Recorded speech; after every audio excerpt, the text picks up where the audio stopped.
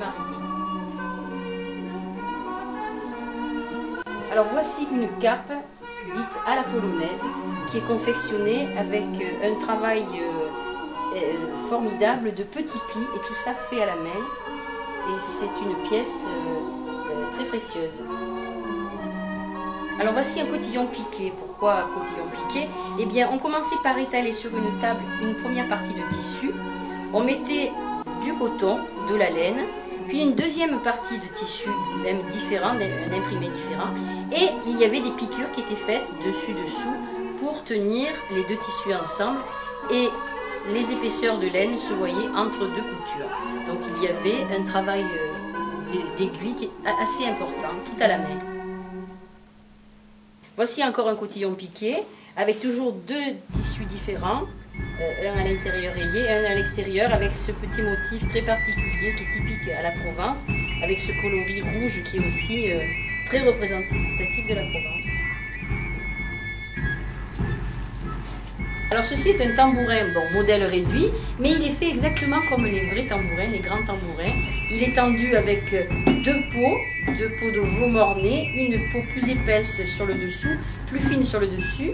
Celle sur le dessus est traversée par une petite cordelette qui s'appelle la chanterelle et qui donne cette espèce de bourdon à l'instrument provençal qui fait que les Parisiens disent que c'est le bruit des cigales. Mais il n'y a que les Parisiens pour le croire. Et donc voici les cordes et les petites parties en cuir qui permettent de tendre les cordes et de tendre la peau de dessus. Et les santons souvent représentent les petits métiers du 19e siècle. Ils ont été particulièrement étudiés pour justement voir comment étaient habillés les gens à cette époque.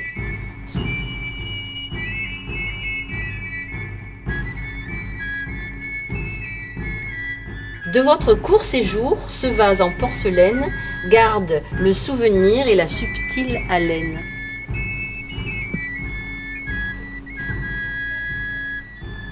Voilà, le bijou principal de la Provençale, c'était la croix. Voilà, et ceci, ces croix-là sont des reproductions de croix anciennes.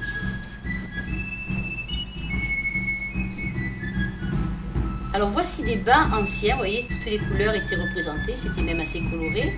C'était très épais et très résistant. Et ce petit fil au bout, ben, ça permettait de les attacher par deux quand on les lavait pour ne pas les dépareiller.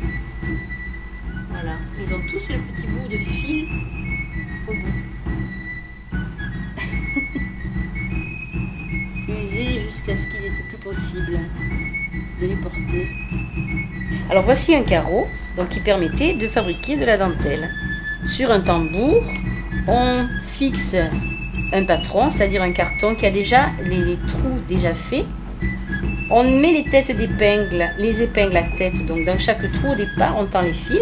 Les fils sont tenus par les fuseaux et avec un système de nœuds, c'est-à-dire les fuseaux se croisent, se décroisent, on arrive à faire des nœuds et petit à petit, on fait tourner le tambour, on déplace les aiguilles d'arrière en avant et ainsi de suite en refaisant les nœuds, on fabrique de la dentelle. Alors donc voici le patron. Et voici donc la dentelle qui correspond lorsqu'on a enlevé les épingles.